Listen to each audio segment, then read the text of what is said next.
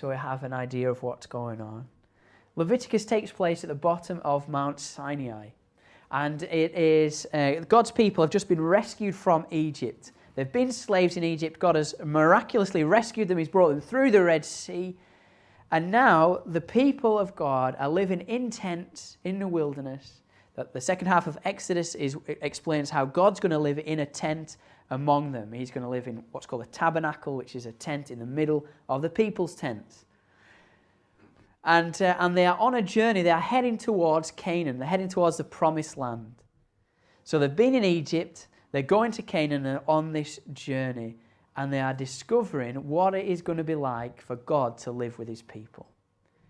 How is it going to be for God himself to live with his people? What's that going to look like? And that's essentially what's happening in Leviticus. It only takes place over about a month. It's a very kind of short time period. And it's a lot of instructions about what that's going to look like. So let me pull out a couple of main ideas, two main things from this book. First of all, God is holy. God is holy. I think as you read through, you're left under no illusions as to what this book's about. It's about holiness, and it's about God being holy. Holy means that which is set apart, marked off, that which is distinct or different.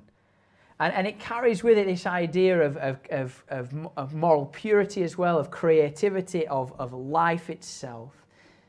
And God is stating that he is holy. He is holy, so he is different, he's distinct. He's different from the gods of Egypt, and he's different from the gods of Canaan. He is not the same, he is totally different. The other gods that surrounded the peoples were very inconsistent. You never knew if you were in their good books or their bad books. They were, I can't just find the right word, but they were really hard to understand. And God needed to set out that he was different. He is holy. He is distinct. And not only is he to be holy, but if you're to be God's people, then they were to be holy too. The priests were to be holy, the people were to be holy, the land was to be holy. So the big idea is, if God is holy, if he's distinct, he's different, he's pure, he's right, he's powerful, he's creative, he's holy, then the people who bear his name are to reflect what he is like. They are to reflect what he's like. So as other nations look at Israel, they are to see what God's character is like by the way that they act, the way they interact, the way that they use their money, the way that they eat, their sexual ethics. All of that is telling people about the character of their God. So this idea that's picked up on in the New Testament a number of times is, be holy because I am holy. Be holy because I am holy. Leviticus 11:44. If you want a reference, Peter picks up on that too in 1 Peter. Let's just pause there for a moment. To understand that God is holy is something that's going to be really important for God's people. If in Leviticus, it's literally actually a matter of life and death. If they approach God in a way that isn't right, then they are consumed by his holiness. They actually die. That's what the two narrative parts of Leviticus tell us. If God is holy, then the people have to be holy, and that's hugely important, not only for Leviticus, but through the rest of the storyline of the Bible. You'll see it. When people forget God's holiness, when they forget about being distinctive and different, then they lose intimacy with God, they lose his blessing, and they drift away. And you see that tension all the way through. The people, they want to have a king like other nations. They want to worship idols like other nations. They want to have their money, the way that they treat their money, to be like the people around them. The people have this inbuilt desire to be like everyone else. And the more they want to be like everyone else, the less distinctive they are, less holy they are. They move away from intimacy with God and lose out on his blessing. just before we move on, just let's think about that for a little bit, for what that means for us. Because Peter says in 1 Peter that we are to be holy as he is holy. This isn't something that has changed. We're to be distinct. We're to be different. Not weird, not odd, but different, as in we are to be reflecting God's character. If we bear his name, we are to be living out. What does it mean to be his follower? I find that hugely challenging myself. Does my life look any different to the lives of the people in the culture around me? The way I handle money, does that look any different to the people around me? Most people want to have money because it's important. Obviously, it's an important part of life. But do I treat money as if everything I have has been given by God? That it's ultimately that it's all his? Am I any more generous, or am I hoarding for myself? The way that I treat people, is that any different to the people around me? Would people say there's anything distinctive about that? The way that I think, the way that I work, the way that I act. That's the idea. This holiness is to invade every area of our lives. To use that illustration we're using with the children, God's presence is to invade every room in our life. It is to be utterly dominant and in control. We are to be distinct and different. J.C. Ryle was an Anglican minister, and he wrote a book called Holiness, and in that he says this, really short quote. He says, "My congregation's greatest need is my own personal holiness. My congregation's greatest need is my personal holiness. The one thing I have to offer the most is my distinctiveness, my reflection of God's character to the people around me." I wasn't sure whether to add this next quote or not, but I'll read it for you and you can decide if you agree with it or not. But Charles Spurgeon said this on his Sunday morning service in January the 24th, 1861. And this is how he finished his sermon. It's not a long quote, but it is quite a punchy one. He says, "An unholy church, it is of no use to the world and of no esteem among men. Oh, it is an abomination, hell's laughter and heaven's abhorrence. And the larger the church, the more influential, the worse nuisance does it become when it becomes dead and unholy. The worst evils which have ever come upon the world have been brought upon her by an unholy church." I don't know if you think that he overstates that or not, but it's clear what he thinks. That holiness is a really important thing. If we lose our distinctiveness, then it's a big deal. So, if one theme is the holiness of God, then the second thing that Leviticus clearly points out is that as people, we're not holy. And so we need to sacrifice. We're not holy, so we need to sacrifice.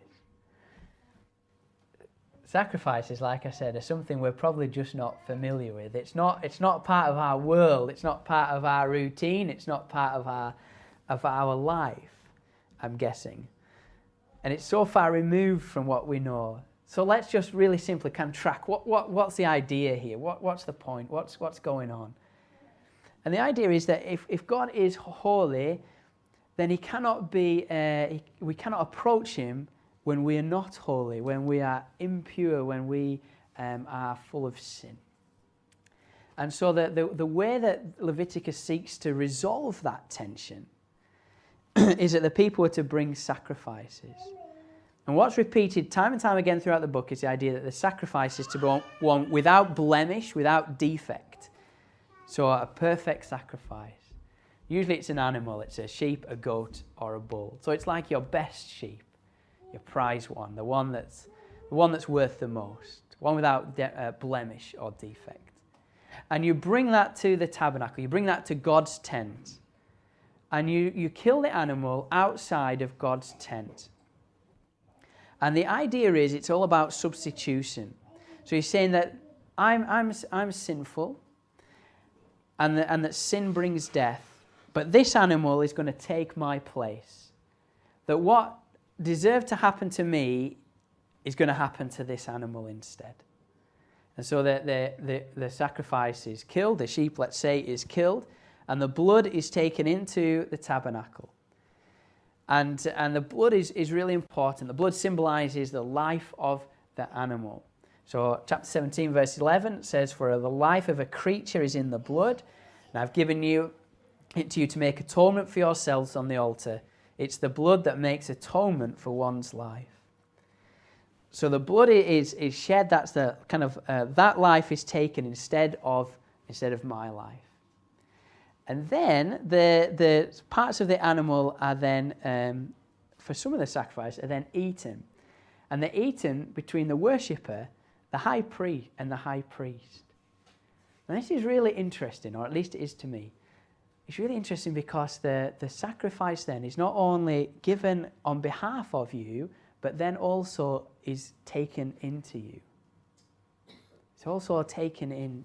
You eat it. There's this idea that you have this meal, so there's this kind of fellowship with God. Now that you are holy, now that you are able to enter His presence, there's this fellowship, this intimacy, this meal that takes place between God, the high priest, and the person. And then the rest of the carcass, what cannot be eaten or what shouldn't be eaten, is taken outside the city and destroyed. It's burnt up. It's taken out. And that's kind of the idea of sacrifice. I really hope that in your mind's eye, as you think about that is ringing some bells about what the Lord Jesus has done for us. I think that it is pointing us to Jesus, and we're gonna wrap this up now. And as we do, I just want to point out. So where's Jesus in Leviticus? How does Jesus fulfill these things that Leviticus sets out? Remember that idea of a runway, that Leviticus is like the runway, and from that the New Testament will take off. So how does Jesus fulfill this idea? Well, it does so in three ways that I'll outline really briefly. First of all, Jesus is our perfect sacrifice. He is our perfect sacrifice. You see, the problem with Leviticus is that the need for sacrifice was continual. The fire on the altar never goes out because there's always sin. There's always then an animal being killed.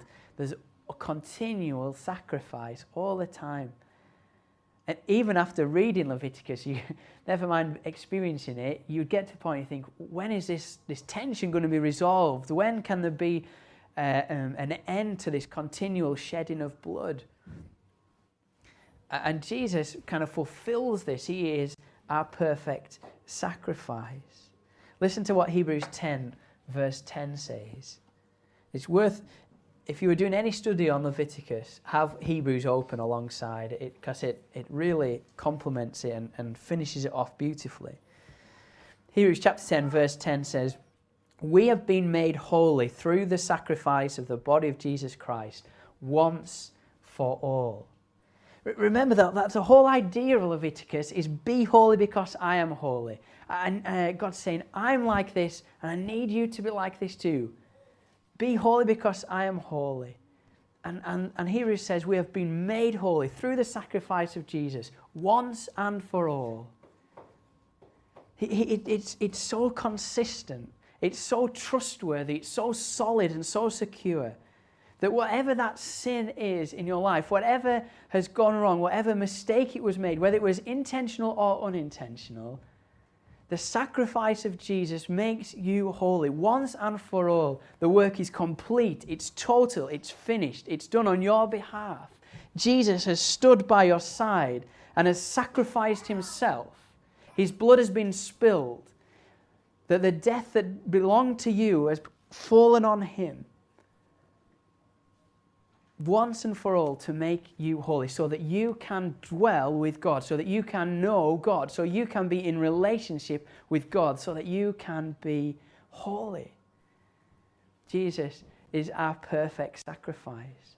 Not only was he killed in our place, we know that he was raised to life, he ascended to heaven, and he sent his Holy Spirit to come and live within us. The sacrifice isn't only killed in our place, but comes to dwell inside us, just as it was in Leviticus. Be holy because I am holy. We can't do that. We can't do it unless God makes a way. And he comes not only to take our place in as a substitute, but to come to live within us. The rest of the sacrifice was taken outside the city to be destroyed. Jesus was taken outside of the city to be destroyed. He was killed, crucified outside the city. Hebrews 13 says this, verse 12, and so Jesus also suffered outside the city gate to make the people holy through his own blood. Jesus fully fulfills the sacrifice. Secondly, Jesus also fully fulfills the role of high priest. We haven't looked at this, and I won't say too much about it, but Leviticus is all about the Levites. Levi is the third tribe, the third son of Jacob, and all the priests come from the tribe of Levi. So that's what Leviticus is, pertaining to the Levites. That's what it means. And so there's lots in Leviticus about the priests. And the priests were to do two things. They were to tell the people what God is like, and they were to represent the people to God. They were to take the sacrifices before God on behalf of the people. That's what Jesus has done for us. Jesus tells us what God is like. Hebrews says he's the exact representation of God's being. Colossians says he is the image of the invisible God. Jesus is God. He's showing us what God is like. And he represents us on behalf of God. Represents us to God. He fully fulfills this idea of the high priest. And then finally, Jesus also enables holiness to become contagious. He enables holiness to become contagious. Part of the reason Leviticus perhaps is challenging to read through is because of the detail and complexity about what is holy and what isn't holy, or what is pure and what isn't pure. And there is a lot of detail about that, going from what animals you can eat, what clothes you can wear, what to do with building materials. There's a lot of detail. But essentially the idea is quite simple. The idea is that some things are holy and some things are not. And that holiness cannot be passed on. So think of it like this. If you've got something that's clean and something that's dirty, and they come together, does the cleanness make the dirty thing clean, or does the dirty thing make the clean thing dirty? If that's still too complicated, or I've just explained that incredibly poorly, if I have clean wellies on and I go for a walk on a dirty road, do my clean wellies make the road clean, or does the dirty road make my wellies dirty? The dirtiness is passed on always, every time, because dirtiness is passed on but cleanness isn't. That's the big idea in this kind of clean, unclean thing in Leviticus. So what is incredible is when Jesus lives on this earth, Jesus who is God, who is pure, who is clean, who is holy, and he's surrounded by people who are not clean, who are sinful, who make mistakes, who do things wrong, but their wrong, their unholiness doesn't pass over to Jesus. He's not contaminated by it. In fact, it's quite the opposite. Jesus is so awesome, and I mean that in like the true definition of the word awesome. Jesus is so pure, he's so holy, he's so full of life and goodness and rightness. He's so that he can touch what isn't holy and it becomes holy. He touches somebody who's been bleeding for however many years and they stop bleeding. He touches people who have skin diseases and they are healed. He touches the dead and they return to life. He's so holy that now that holiness can be passed on. That is incredible. That is utterly incredible. And what is more incredible is that as part of his church, as part of his body, He calls us a royal priesthood. He calls us, we're part of this body of Jesus, indwelt by his Holy Spirit, that we take this message of reconciliation, of sins forgiven, of hope, of significance and security and consistent, just established in love and grace. We take that message out to the world. We are to take that idea that sins can be forgiven, that we do not live in shame, we do not live in mistakes, we do not live in guilt anymore. And that can be passed on now because of what he has done.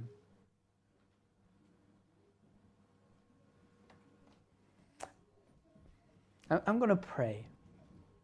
We're going to sing a song, then we'll kind of move towards sharing communion together.